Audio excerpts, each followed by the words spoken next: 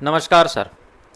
Donald Trump ने हाल ही में एक हॉर्मुज पीस बोर्ड की बात करी है, बिल्कुल उसी तर्ज पे जैसे पहले गाज़ा पीस बोर्ड की बात करी थी। और उसमें वो काफ़ी लोगों को अपने साथ लेना चाहते हैं और साथ में यूरोप को फटकार भी रहे हैं और उनको बड़े अपशब्द भी उन्होंने बोले हैं। तो इसके बारे में ज़रा बताइए, ये क्या है? नमस्कार जी। ट्रंप साहब ने पहले तो अपने बड़बोलेपन की वजह से वो जो स्विट्जरलैंड में हुई थी मीटिंग, उसमें पूरे यूरोपियन देशों को बहुत बड़ी झाड़ लगाई। उनके जो बड़े बड़े लीडर थे उन सबको उनके मुंह पर ही उल्टी सीधी बातें करी। तो इसकी वजह से जो नेटो देश हैं वो पूरी तरीक़ा से ट्रंप साहब की बातों से चिढ़ गए और इन्होंने जो बात रखी थी हम उसको ले लेंगे ग्रीनलैंड को, वो सब मुद्दा तो खैर अब ठंडे बस्ते में चला गया जब यूरोपियन देशों ने बहुत सख्ती दिखाई। लेकिन इसके इजराइल के और सऊदी अरब के दबाव में ट्रंप साहब इसमें कूद पड़े ईरान के युद्ध में। और पहले तो इन्हें उम्मीद थी, सभी को लग रही थी कि खामनेई की मृत्यु के बाद में ये 2-4 दिन में मामला उलझ सुलह हो जाएगा, लेकिन ऐसा होता नज़र नहीं आ रहा है क्योंकि जो उनकी मिसाइल पावर है वो रुक नहीं रही है। और उन्होंने एक नया और काम कर दिया कि एक तो उन्होंने जो ये हार्मुज स्ट्रेट है इस पर अपनी कह दिया कोई भी जो दुश्मन देश का जहाज है वो यहाँ से नहीं जाएगा। और दूसरी बात उन्होंने ये करी है कि भाई डायरेक्ट अमेरिका को तो हम लपेटे में नहीं ले सकते, लेकिन ये जो उसके पड़ोसी देश हैं, सऊदी अरब है, यूएई है, कतर है, बहरीन है, इन पर वो बराबर मिसाइल छोड़ रहे हैं। तो अब ट्रंप साहब के अब इन देशों का दबाव आ रहा है कि भाई ये तो लड़ाई तुम्हारी क्या होगी, ये तो हमारी होगी, हमको मार रहा है ईरान। तो अब इस मामले को जल्दी से जल्दी खत्म करो। ट्रंप साहब के ऊपर बहुत भारी दबाव है इन खाड़ी देशों का। तो ट्रंप साहब ने अब एक नई ट्रिक सोची है। उन्होंने देखा कि भाई अपने दम पर तो नहीं हो पा रहा ये काम, तो उन्होंने लगभग 7 देशों से कही है कि भाई ये जो चीज़ है खाली मेरी नहीं है, अमेरिका की। ये जो हॉर्मुज स्ट्रेट है इससे सभी देशों का व्यापार होता है और सभी के हित जुड़े हुए हैं। तो उन्होंने सभी से कही है कि भाई तुम अपने अपने बार से भेजो और यहाँ को इसको ईरान के जो कब्जे से बिल्कुल ख़त्म करो और इसको ईरान को तहस नहस करो यहाँ से। तो उन्होंने ब्रिटेन, चीन, जापान, दक्षिण कोरिया, फ्रांस, जर्मनी सभी देशों से गुहार लगाई है जी। तो क्या ये सब लोग आ गए हैं? ट्रंप को पूरा सपोर्ट मिल रहा है इन सब लोगों का? देखिए जी, ट्रंप साहब ने तो पहले ही सब कह रहे थे कि ट्रंप साहब इतने बड़बोलेपन और इतने घमंडी ढंग से पेश आ रहे हैं और ये ट्रंप साहब से सब पर्सनल रूप से चिढ़ गए हैं।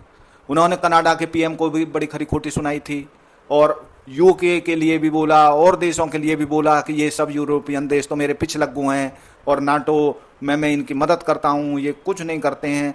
अब बताओ, ये इतने शक्तिशाली देश हैं और इनको वो इतने नेगलेक्ट कर रहे हैं, इतने ढंग से खरीकोटी कर रहे हैं। तो अब सभी देशों ने पल्ला झाड़ दिया, कह दिए कि भाई ये कोई नेटो की लड़ाई नहीं है, ये तो तुम अननेसेसरी जाके उसमें कूद गए हो, ना हमसे कोई सलाह मशवरा किया है, ना कोई तुम्हारे ऊपर हमला हुआ है। तो सभी ने अपना इसमें पल्ला झाड़ लिया है जी, बिल्कुल साफ साफ मना कर दिए कुछ देशों ने तो। और यूरोपियन यूनियन ने भी कह दिया कि भाई हम इस पर विचार कर रहे हैं। विचार करने का मतलब आप जानते ही हो कि विचार तो कभी तक भी और कितना लंबा भी चल सकता है। तो वो सब इससे बिल्कुल दूरी बनाए बैठे हैं जी।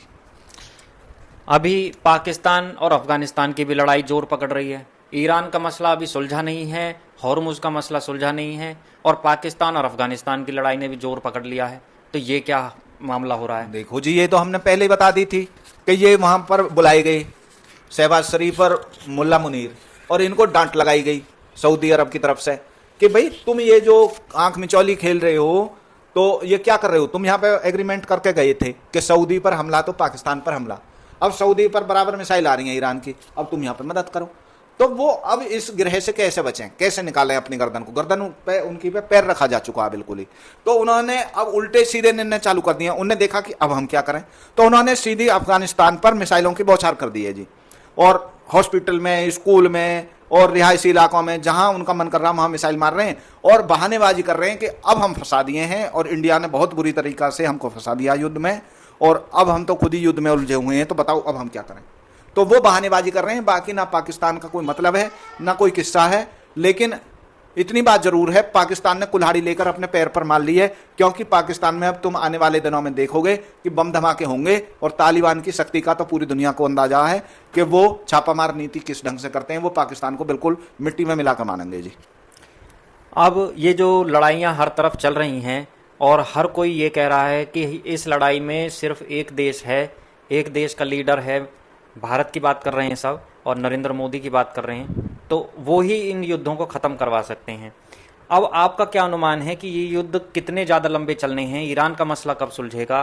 ऊपर से पाकिस्तान अफगानिस्तान चल गया है, तो ये कब सुलझेंगे? मोदी जी तो इन युद्धों में नहीं पड़ेंगे। पाकिस्तान और अफगानिस्तान की तो कोई लड़ाई ही नहीं है, वो तो पाकिस्तान ने अपने सिर पर रख ली है कि भाई मैं लड़ाई करूंगा, नहीं तो मेरे जो मैंने वहां से पैसे खाए हैं सऊदी अरब से, फिर वो मेरे मुंह में उंगली डालेंगे और सब पैसे निकलवाएंगे। तो उनकी तो कोई लड़ाई ही नहीं है, वो तो अब इसको कीमत चुकानी होगी। तालिबान इसका नुकसान करेगा जितना भी नुकसान करेगा। रही बात इस लड़ाई की, ईरान और अमेरिका की लड़ाई की, तो ये जो चीज है इतनी लंबी तो चलने की देखो जी हमें उम्मीद नहीं लग रही, क्योंकि इसमें पूरी ही दुनिया के हित जुड़े हुए हैं। ये कोई रूस यूक्रेन का युद्ध नहीं है कि भाई वहां पे लड़ाई चल रही है 2 साल से और कहीं किसी पे कोई फर्क नहीं आ रहा, कभी कहीं कोई किसी की मदद कर रहा, कभी कोई किसी की कुछ कह रहा, तो वो चीज नहीं है ये। यहाँ तो पूरी दुनिया की गर्दन फंसी हुई है। अब अगर आप सोचिए कि अगर हॉर्मुज स्ट्रेट से ये नहीं निकलेंगे, जो 20-30% के करीब व्यापार होता ऑयल का वहां से, अब ऑयल गैस अगर नहीं आएगी तो देशों में हाहाकार मच जाएगा। तो सोचना तो सबको ही पड़ेगा। अभी चीन ये इसलिए शांत है क्योंकि ईरान ने कह दी चीन से भाई तुम ले लो, हमें कोई दिक्कत नहीं है। लेकिन ये स्थिति बहुत ज़्यादा नहीं चल पाएगी, फिर स्थिति ये होगी कि अमेरिका फिर और कोई दूसरा बड़ा कदम उठाएगा। दूसरी बात ये हो रही है जी कि अमेरिका ने, इजराइल ने ईरान के एक तरीका से पूरे शरीर को तो छलनी छलनी कर दिया। कहीं उसके जो उसके सामरिक महत्व के जितने भी हैं डिफेंस के वो ख़त्म कर दिए हैं, कहीं उसकी और चीज़ों को ख़त्म कर दिया है, बड़ी बड़ी बिल्डिंगों को ख़त्म कर दिया है।